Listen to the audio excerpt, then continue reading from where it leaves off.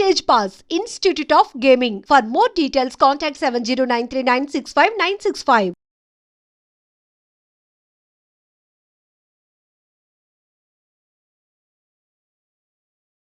మీ అందరికీ తెలియదు ఏంటంటే నేను రాజు గారిని నేను అంకుల్ అని పిలుస్తాను.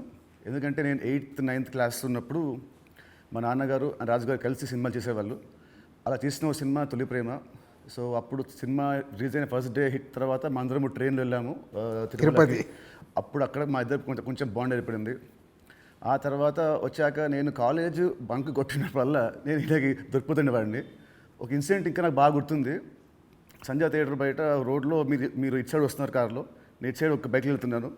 సినిమాలో ఒక హీరో హీరోయిన్ చూసినట్టు లుక్స్, అంత బిజీ రోడ్లో ట్రాఫిక్లో మీరు నన్ను చూడడం నేను మిమ్మల్ని చూడడం చూసి నేను భయపడిపోయి మీకు కాల్ చేసి అంకుల్ ఇంట్లో చెప్పకుండా చెప్పడము, థ్యాంక్ యూ మీ ఇంట్లో చెప్పలేదు, మీరు చెప్పుంటే అప్పుడు నాకు పగిలిపోయి ఉండేది. సో అది మా ఇద్దరి మధ్య ఉండే బంధం. సో ఆ తర్వాత కలిసి నేను హీరో అయ్యాను, తను ప్రొడ్యూసర్ అయ్యాడు. అండ్ అంకుల్ ఫస్ట్ మీ ఇండస్ట్రీకి వచ్చింది నాకు గుర్తున్నంత వరకు మీరు హీరో అవుదామని వచ్చారంట, కరెక్టా కాదా? ఒక సినిమా స్టార్ట్ కూడా అయింది, మధ్యలో అయిపోయింది. ఇది కరెక్టా ఫాల్సా? కాదు, ఫాల్స్. పక్క పక్క పక్క ఫాల్స్. ఓకే, మీ ఫస్ట్ సినిమా దిల్. ఆ సినిమా స్టార్ట్ ఎలా అయిందంటే అప్పటికి ఆది ఇంకా రిలీజ్ అవ్వలేదు, జయం రిలీజ్ అవ్వలేదు. వినాయక్ గారిని మా నాన్నని హోటల్లో కూర్చోబెట్టి ఎప్పుడు సినిమా రిలీజ్ కంటే ముందే మీరు దాన్ని లాక్ చేశారు. అసలు మీ నమ్మకం ఏంటి, మీ ధైర్యం ఏంటి? రిలీజ్ కాకముందే అప్పటికి ఆది మూవీ రిలీజ్ అయింది, నీ జయం రిలీజ్ కాదు. అప్పటికి ఆది రిలీజ్ అయ్యి వినయ్ నేను బేగంపేట సైడ్ వెళ్తున్నాము, నీ జయం పోస్టర్స్ ఉన్నాయి. ఓకే. సో జయం పోస్టర్ చూసి అన్నాక ఎవరి కుర్రాడు భలే ఉన్నాడంటే మా సుధాకర్ రెడ్డి కొడుకు జయం సినిమాతో లాంచ్ అవుతుండే, భలే ఉన్నాడన్నా నీ సినిమా అయినతో చేద్దామా అన్నాడు. వై నాట్, ఇమ్మీడియట్లీ నేను డాడీకి ఫోన్ చేసి ఆ మీటింగ్, నీ జయం రిలీజ్ కాకంటే ముందే మీటింగ్ చేసాము. సో దిల్తో మీ పేరు దిల్ రాజుగా అయింది. సో మీ ఫీలింగ్ ఏంటి? వినాయక్ గారు మేము మీకు ఇచ్చాం మా పేరు, లేదంటే మీ డబ్బులు పెట్టి మీరు మాకు హిట్ ఇచ్చారు కాబట్టి సొంత పేరు మీరు పెట్టుకున్నారా? అంటే జనాలు ఇచ్చారు అది. పోతే నీకు గుర్తుందో లేదో, ఆ దిల్ టైటిల్ మన దగ్గర లేకుంటే దిల్ పెడదామని నితిన్ అడిగినప్పుడు బూరుపల్లి శివరామకృష్ణ గారి దగ్గర ఆ టైటిల్ ఉంది. నేను వెళ్ళి అడిగి ఆ టైటిల్ తీసుకొచ్చాను, మాకు ఈ సినిమా బాగుంటుందండి అని. So thanks to Burupalli Sivaramakrishna గారు, ఆ టైటిల్ ఇవ్వడం వల్ల అది దిల్ రాజు అనేది బ్రాండ్ అయిపోయింది, ట్యాగ్ అయిపోయింది. సో ఇప్పుడు మీరు ఎస్విసితో పాటు లార్వేన్ ఏ company, Dil Raju productions, Dil Raju dreams, ఇలా మీ బయోపిక్కి తగ్గట్టు కంటెంట్ని బాగా గట్టిగా నేస్తున్నారు. So next Dil Raju directs అని చూడొచ్చా? లేదు. ఎందుకు? ప్రస్తుతానికి లేదు. సినిమా మీకు కెమెరా తెలుసు, మీకు నాలెడ్జ్ ఉంది, ఎడిటింగ్ తెలుసు, అన్నీ తెలుసు, మీకు ఎందుకు తీయట్లేదు? సో నాకు డైరెక్షన్ చెయ్యాలని ఎప్పుడు ఆలోచన రాలేదు. యాక్చువల్ వివి వినాయక్ ఆ బొమ్మరిల్ అయిన తర్వాత నాకు సజెస్ట్ చేశాడు, అన్న నువ్వు డైరెక్షన్ చేసేయగలుగుతావు, చెయ్యు అని. లేదు వినయ్ అని. లేదు నేను చెప్తున్నా కదా విను, వివి రాజేంద్ర ప్రసాద్ గారు లేక నువ్వు డైరెక్షన్ చేయగలుగుతావు, నువ్వు చెయ్యు అని. బట్ ఎప్పుడు ఆ సైడ్ నాకు డైరెక్షన్ చేయాలని ఆలోచన కలగలేదు. సో మీ బయోపిక్ తీసే ఇప్పుడు మీకు ఏమైనా ప్లాన్స్ ఉన్నాయా? ఎప్పుడన్నా ఆఫ్టర్ 5 years 10 years? నా బయోపిక్ నేను తీయలేను కదా, ఎవరైనా తీస్తారేమో. సరే, ఎవరు తీస్తే దాంట్లో అంత ఉంటుందా, ఆ కంటెంట్ ఉంటుందా? డెఫినెట్గా. అంటే ఇట్స్ బిగ్ జర్నీ కదా నాది. ఇప్పుడు ఫిలిం ఇండస్ట్రీకి 94 వచ్చాను. 94కి వచ్చిన తర్వాత ఇప్పుడు ఆల్మోస్ట్ 30 years ప్లస్. ఎన్నో అప్ అండ్ డౌన్ చూశాను, ఎన్నో అన్నీ చూసుకుంటూ వచ్చాను. సో బయోపిక్ చేస్తే దానికి ఏ హీరో అయితే బాగుంటుంది?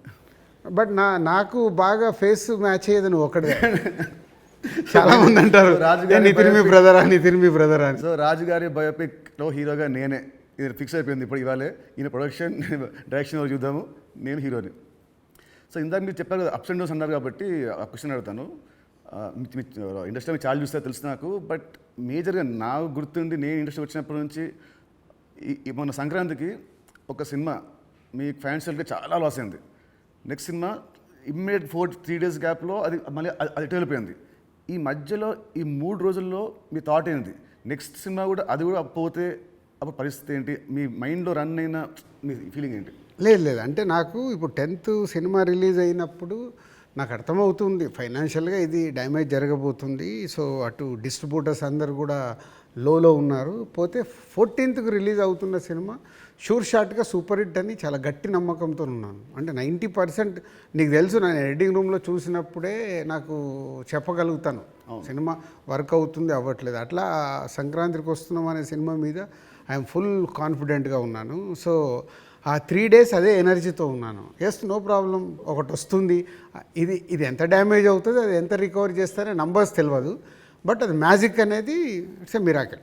బట్ ఆ పీరియడ్లో యూఆర్ కాన్ఫిడెంట్ మళ్ళీ ఇది అయిపోయింది మళ్ళీ నేను అంటే ఒక సినిమా రిలీజ్ ముందు నాకు మేబీ నా 6th సెన్స్ కావచ్చు, చూస్తున్న కంటెంట్ వల్ల కావచ్చు, చెప్పగలుగుతాను 90% మిస్ అవ్వను. సో దిల్ చేయడం వల్ల మీరు దిల్ రాజు అయ్యారు. బట్ నా దృష్టిలో మీరు బిల్ రాజు. ఎందుకు చెప్తాను. యాక్చువల్లీ చాలామంది ఆడియన్స్ కూడా చెప్పాలి ఇది. మామూలు చూస్తాం లాస్ట్ గత 1 year నుంచి మీ మీద వచ్చే నెగటివ్ ట్రోల్స్ కానీ ఇవన్నీ ఏవో వస్తుంటాయి కదా మామూలు ఆర్టికల్స్ అవి. 2005లో నేను సినిమా వేసాను, రామ్ సినిమా. అది రిలీజ్కి ఫైనాన్షియల్గా మేము చాలా అప్పుడు రిలీజ్కి మేము కొంచెం ఇబ్బందులు ఉండే. అండ్ అప్పుడు మాకు టర్మ్స్ అంతా బాగాలేవు, మా టర్మ్స్ మనకు. అయినా మీరు వచ్చి ఆ నైట్ ఒక పెద్ద అమౌంట్కి మీరు సైన్ చేశారు. సో టర్మ్స్ బాగాలేనప్పుడే మీరు నాకు హెల్ప్ చేశారు.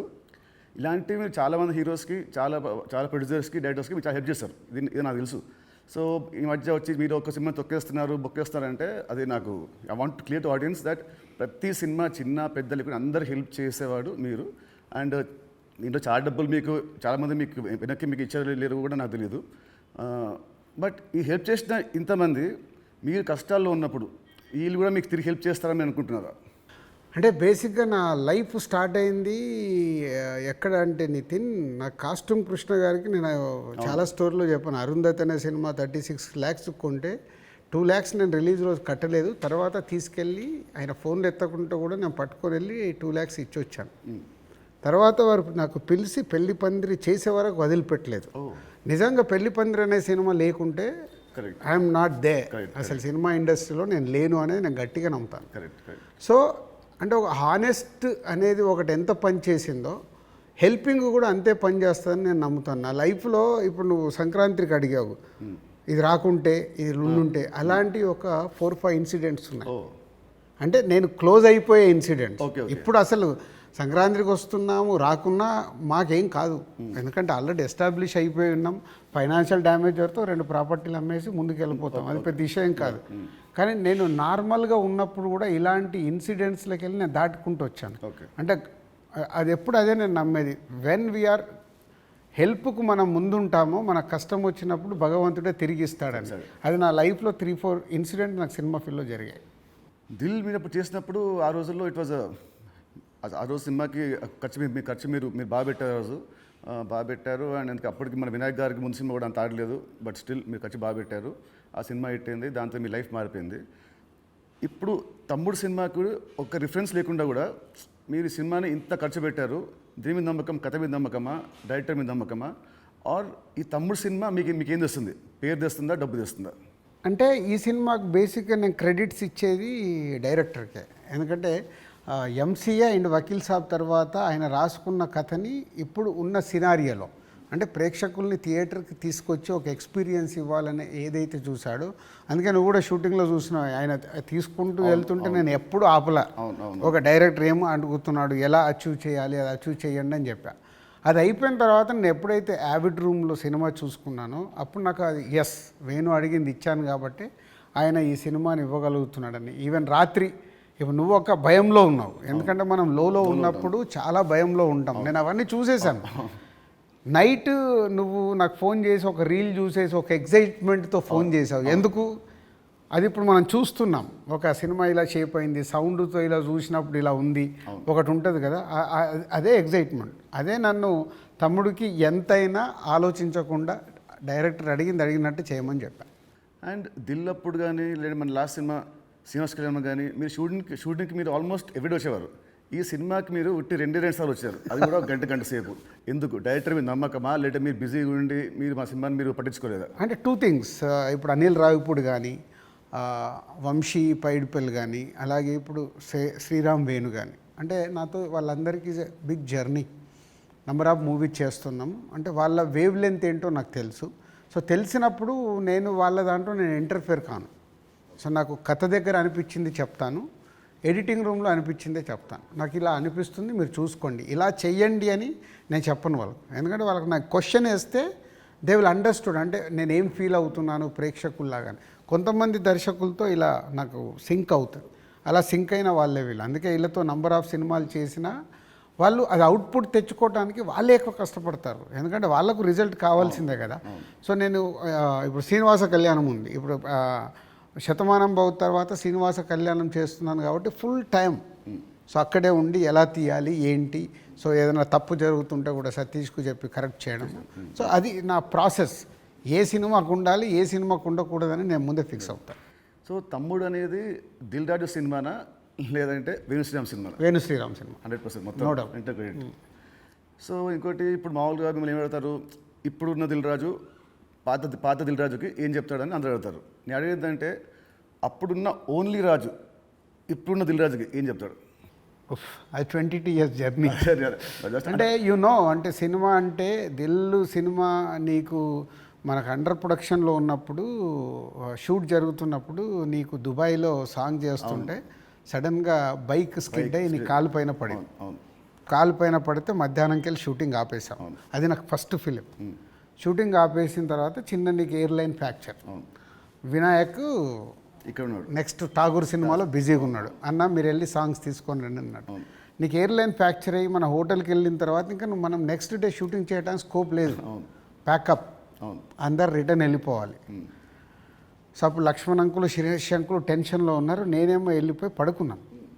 పడుకొని 4 o'clock లేసేసి శంకర్ మాస్టర్ డోర్ కొట్టి, మాస్టర్ రేపు నైట్ వెళ్ళిపోవాలి, నీకు ఇప్పుడు 2 పాటలలో ఏమేమి బ్యాలెన్స్ ఉన్నాయో ఒక్కసారి లిస్ట్ రాయని 6 గంటల వరకు కూర్చొని ఆయనతో రాపిచ్చి, ఇవి నితిన్ కాలు కింద పెట్టకుండా నువ్వు ఎలా మేనేజ్ చేయగలుగుతావు అంటే శంకరు నేను మళ్ళీ డిఓపిని పిలుచుకొని మేము కూర్చొని డిజైన్ చేసాం.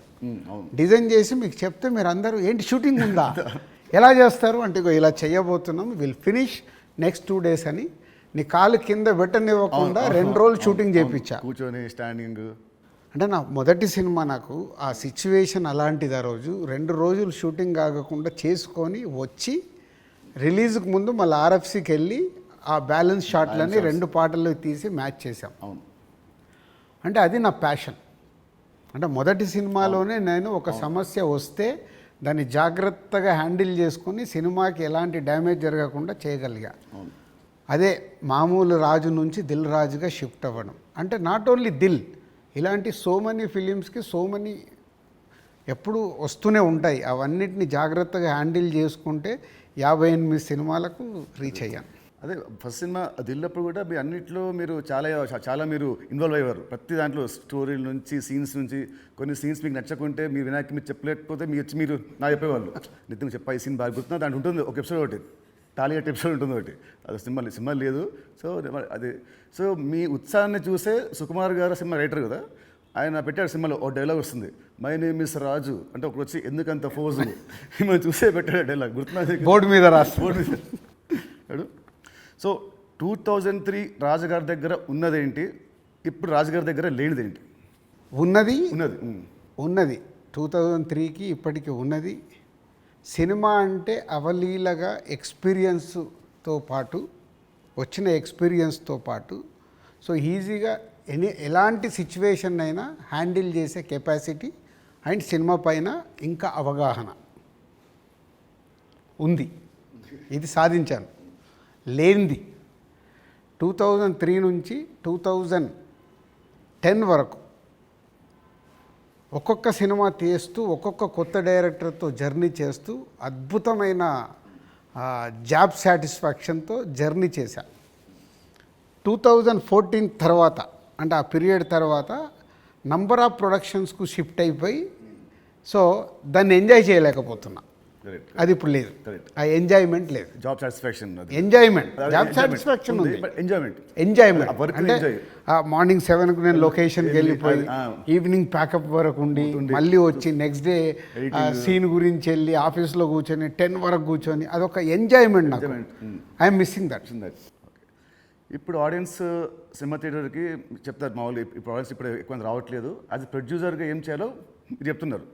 ఫర్ అ చేంజ్ మీరు హీరో అయితే హీరోగా మీరు ఆడియన్స్ థియేటర్ రావడానికి మీరు ఏం చేస్తారు? ప్రొడ్యూసర్గా చెప్తున్న దిల్ రాజు చెప్తున్న అన్ని పాయింట్స్ని నేను నితిన్ ప్లేస్లో ఉంటే నేను ముందడిగేసి అరే ఇవన్నీ ముందు మొదలు పెడదామని మొదలు పెడతాను. సరే, దిల్కి అండ్ తమ్ముడికి ఈ మధ్యలో మీరు ఏమంటారు నా పర్ఫార్మెన్సా నాలో చూసిన చేంజ్ ఏంటి, మార్పు ఏంటి, ప్లస్ అండ్ మైనస్? ప్లస్లు చాలా నువ్వు అప్పటికి ఇప్పటికీ ఏంది న్యాచురల్గా ఒక 22-23 ఇయర్స్ నువ్వు యాజ్ యాక్టర్గా ఇక్కడ వరకు జర్నీ చేసావు. అంటే నాకంటే సీనియర్ నువ్వు యాక్చువల్ 1 ఇయర్ సీనియర్. నేను 2003లో ప్రొడ్యూసర్ని అయ్యా, నువ్వు 2002లోనే హీరో అయ్యావు. అంటే నాకంటే 1 ఇయర్ సీనియర్. సో నీకున్నది ఆ ఎక్స్పీరియన్స్ వచ్చింది ప్లస్. సో ఆ ఎక్స్పీరియన్స్తో నేను ఎలా హ్యాండిల్ చేస్తున్నానో థింగ్స్ని హ్యాండిల్ చేయగల కెపాసిటీ వచ్చింది, మేనేజ్ చేయగలిగే కెపాసిటీ లేనిది. అంటే 23 సంవత్సరాలలో నువ్వు అంటే ఇప్పుడు ఒక దిల్ రాజుగా నేను నీకంటే జూనియర్ని 1 ఇయర్ని సాధించుకుంటూ ఒక టాప్లోకి వచ్చా. నితిన్ని నేను అలా ఊహించా. నేను దిల్ సినిమా చేస్తున్నప్పుడు, ఆర్యా సినిమా చేస్తున్నప్పుడు బన్నీని, దిల్ సినిమా చేస్తున్నప్పుడు నిన్ను, అంటే వీళ్ళు నాకు ఫ్యూచర్ స్టార్స్ అని ఊహించా. కానీ నువ్వు ఆ మార్క్ అచీవ్ చేయలేకపోయావు, నువ్వు కోల్పోయింది అదే అనేది నా ఫీలింగ్. ఇప్పుడు తమ్ముడితో నాకు మళ్ళీ వస్తుందనుకుంటారా ఆ పూర్వ వైభవం? తమ్ముడితో సక్సెస్ఫుల్ హీరోగా వస్తావు, కానీ ఇది సరిపోదు. ఎల్లమ్మతో కొట్టాలి. సో దిల్కి సీక్వెల్ చేసే ప్లాన్ ఏమైనా ఉందా? ఎందుకంటే అదొక మంచి బ్రాండ్ వాల్యూ. మళ్ళీ వినాయక్ గారితో నాతో దిల్ పార్ట్ 2 అంటే అప్పుడు ఫాదర్ క్యారెక్టర్ నువ్వు వేయాలి, కొడుకు క్యారెక్టర్ నువ్వు వేయాలి. ఉంది కదా, ఇలాగ సినిమాలో ఉంది కదా, ఇచ్చాం కదా మనం లీడ్. కరెక్ట్, సినిమాలో మనకు లీడ్ ఉంది, మనకు లీడ్ ఉంటుంది. అది వేసుకొని లాస్ట్ సీన్ అదే ఉంటుంది, ప్రకాష్ రాజ్ గారిది ఫోటో మీదకి వెళ్ళి రివీల్ చేస్తే అలా చేయాలి. అప్పుడు 1 వర్డ్ ఆన్సర్స్ కావాలి. 1 వర్డ్ ఆర్ 2 వర్డ్స్ మీ ఇష్టం. 1-2 వర్డ్స్ ఆన్సర్స్. మీకు చెప్తాను కొన్ని పేరు వినగానే మీకు వచ్చే ఫస్ట్ మీ థాట్స్. పవన్ కళ్యాణ్ గారు is my star. Mahesh Babu గారు. మహేష్ గారు మా ఇద్దరికి ఒక తెలువని అండర్లింక్ ఉంటుంది. ప్రభాస్ గారు ఈజ్ మై డార్లింగ్. ఎన్టీఆర్ గారు మై నాన్న. నాన్న అని పిలుస్తాను నేను. ఓ అదేంటి ఆ లింక్ ఏంటి? అది అప్పుడు తారక్తో డిస్ట్రిబ్యూటర్గా ఉన్నప్పుడు క్లోజ్నెస్ ఉండి బృందావనం చేస్తున్నప్పుడు అప్పటికి కొడాలి నాని గారు వీళ్ళందరూ తారక్తో ఉండేవాళ్ళు. వాళ్ళందరూ నాన్న నాన్న అని పిలిస్తే నాకు అది ముద్దుగా అనిపించేది. అంటే నాకు ఈ అవకాశం ఉంది కదా అని అప్పటి నుంచి నేను కంటిన్యూ. తారక్ నన్ను అన్న అంటాడు, నేను నాన్న అంటాడు. బాగుంది. Charan garu his megastar sun.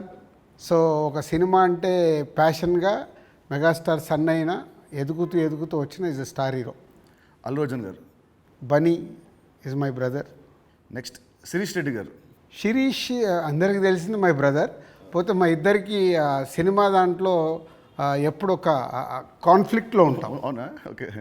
అంటే ఆలోచన విధానంలో కాన్ఫ్లిక్ట్గా మాట్లాడుతుంటాం, బట్ కన్క్లూడ్ చేస్తాం, రిజల్ట్ ఉంటుంది మాకు. About Venu Sriram. Venu is my boy. Thammudu సినిమాని 3 ముక్కలు చెప్పాలంటే తమ్ముడు, what is Thammudu for you? Nithin నాకు తమ్ముడు, వేణు నా తమ్ముడు. తమ్ముడు సినిమా మీకు పేరు తెస్తుందా, మీకు డబ్బు తెస్తుందా? ఫస్ట్ పేరు తెస్తుంది, తర్వాత నేను పెట్టిన డబ్బు తెస్తుంది, ఇంకా అద్భుతాలు జరిగితే లాభాలు తెస్తుంది. సో July 4th సినిమా వస్తుంది తమ్ముడు. సో ఆడియన్స్కి మీరేం చెప్తారు? ఎస్, అన్ని ఇంటర్వ్యూలలో చెప్తున్నట్టే. సో ఈ సినిమా, ప్రతి సినిమా అందరికీ ఇంపార్టెంటే. ఈ సినిమా వేణు శ్రీరామ్, సో ఎంసీఏ వకీల్ సాబ్ తర్వాత బెస్ట్ సినిమా, ఆడియన్స్కి ఒక ఎక్స్పీరియన్స్ సినిమా ఇవ్వాలని చాలా కష్టపడి అవుట్పుట్ ఒక రేపు ఎక్స్పీరియన్స్ ఇవ్వబోతున్నాడు అవుట్పుట్తో. సో అది నో డౌట్. సో దిల్ రాజుగా నాకు సంక్రాంతికి వస్తున్నాం ఒక బ్లాక్ బస్టర్ అయితే, దాని తర్వాత మా బ్యానర్ నుంచి వస్తున్న వెంకటేశ్వర క్రియేషన్ నుంచి వస్తున్న ఒక మంచి సినిమాతో దిల్ రాజు మీ ముందుకు తీసుకొస్తున్నాడు ఈ సినిమాని. ఇది నాకు సక్సెస్తో పాటు ఒక ఎనర్జీని ఇస్తుంది. బట్ నితిన్కి ఇది సక్సెస్ చాలా అవసరం. సో ప్రాపర్గా సినిమాని మీకు నచ్చే విధంగా రెడీ చేసి మీకు తీసుకొస్తున్నాం. జూలై 4th మీరు థియేటర్కి రండి, ఫ్యామిలీస్తో వచ్చి మీరు ఎంజాయ్ చేస్తారు సినిమా, అది నా ప్రామిస్. ఎంజాయ్ చేసిన సినిమాని బయటికి వెళ్ళిన తర్వాత మీరే చెప్తారు ఒక వావ్ అంటే నితిన్కి ఒక కొత్త సినిమా, కొత్త అప్రోచ్. ట్రైలర్ కంటే ముందు తమ్ముడు వేరు, ట్రైలర్ వచ్చిన తర్వాత నితిన్తో ఇలా తీశారా సినిమా అన్నారు, అది ఫస్ట్ పాయింట్. అలాగే తమ్ముడు అని టైటిల్ పెట్టుకొని ఏ సర్టిఫికేట్ తీసుకున్న దిల్ రాజు, సో ఇది సెకండ్ పాయింట్. అంటే థియేటర్ ఎక్స్పీరియన్స్ కోసం కాంప్రమైజ్ అవ్వకుండా ఏ సర్టిఫికేట్ కూడా తీసుకున్నాము. యూఏ సెన్సార్ వాళ్ళు కొంచెం లెంత్ తగ్గించుకొని యూఏ తీసుకోండి అన్న కానీ ఏ సర్టిఫికేట్ తీసుకోవడానికి థియేటర్లో ఎక్స్పీరియన్స్ మిస్ అవ్వకూడదు. ఏదైతే డైరెక్టర్ అనుకున్నాడో, నితిన్ ద్వారా ఏదైతే మీకు అందివ్వాలనుకున్నాడో, నితిన్ చుట్టూ ఒక 5 ఉమెన్ని పెట్టి ఒక కాన్సెప్ట్ ఫిలింగా 80% ఆఫ్ ద ఫిలిం మీకు ఫారెస్ట్లో ఉంటుంది. ఇది 24 అవర్స్లో జరిగే కథ, ఒక ఎక్స్పీరియన్స్ మట్టుకు డెఫినెట్గా ఈ సినిమాతో పొందుతారు. Please come and watch in theatres from July 4th. తమ్ముడు సినిమా ఉంది. తమ్ముడు సినిమా రిలీజ్ కాకముందే మీరు నాకు వెళ్ళమ్మా అనే ఒక కథ వినిపించారు. మామూలు ఇండస్ట్రీలో ఉంటుంది, ఈ సినిమా హిట్ అయితే నెక్స్ట్ సినిమా చేస్తాము అని ఉంటుంది. మీకు ఏంటి మళ్ళీ మీ మైండ్ సెట్ ఈ సినిమా రిజల్ట్తో సంబంధం లేకుండా నాతో నెక్స్ట్ సినిమా చేస్తున్నారు, ఇమీడియట్ సినిమా?